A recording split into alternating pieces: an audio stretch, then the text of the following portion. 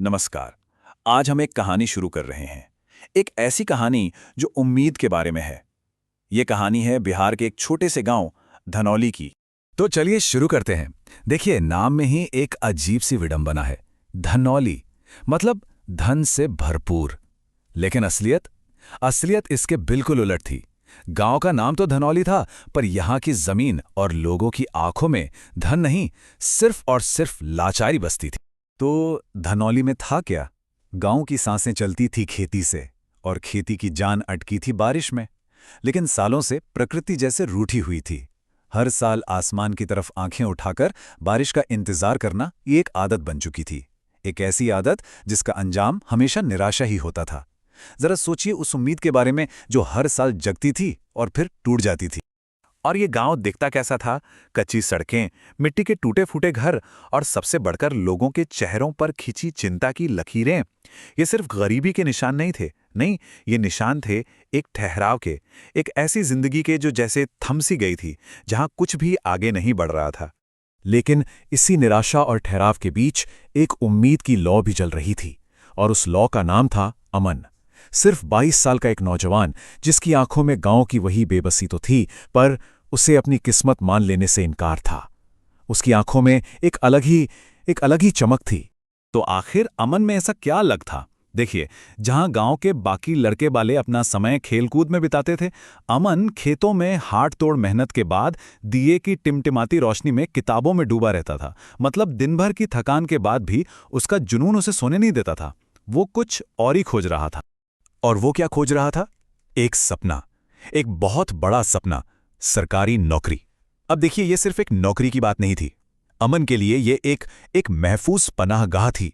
एक ऐसा टिकट जो उसके परिवार को इस गरीबी और अनिश्चितता के दलदल से बाहर निकाल सकता था। यही वो एक रास्ता था जो उसे नजर आ रहा था।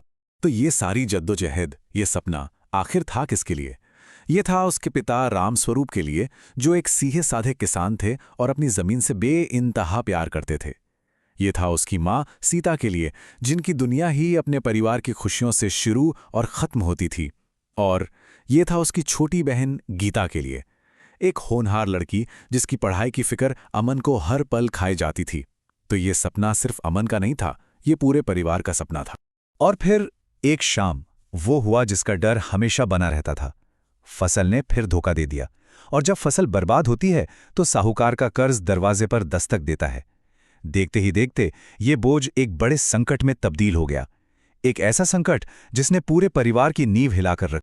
सवाल बहुत सीधा है, लेकिन चुभने वाला। जब फसलें बर्बाद हो जाती हैं, जब कमाई का कोई जरिया नहीं बचता, तो आखिर क्या बिकता है? क्या बेचकर कर्ज चुकाया जाता है? क्या बेचकर घर चलाया जाता है? और इसका जवाब गांव के एक बड़े बुजुर्ग की सलाह में छिपा था। उन्होंने कहा, रामस्वरूप, अब एक ही रास्ता बचा है। थोड़ी सी जमीन बेच दे और कर्जा उतार दे। ये सलाह शायद सही थी, प्रैक्टिकल थी, लेकिन एक किसान के लिए इससे ज्यादा दर्दनाक और क्या हो सकता है? क्योंकि बात समझने वाली ये है कि रामस्वरूप के लिए वो जमीन महज जमीन का एक टुकड़ा नहीं थी। वो उनकी पहचान थी, उनके बाप दादा की विरासत थी। उसे बेचना अपनी जान का एक टुकड़ा बेचने जैसा था। तो अब ये लड़ाई सिर्फ पैसे की नहीं रही थी, ये आत्मसम्मान की बन गई थी। घर पर छाए संकट ने अमन के इरादे तो और भी मजबूत कर दिया। उसे लगा कि अब तो हर हाल में ये सब बदलना ही होगा।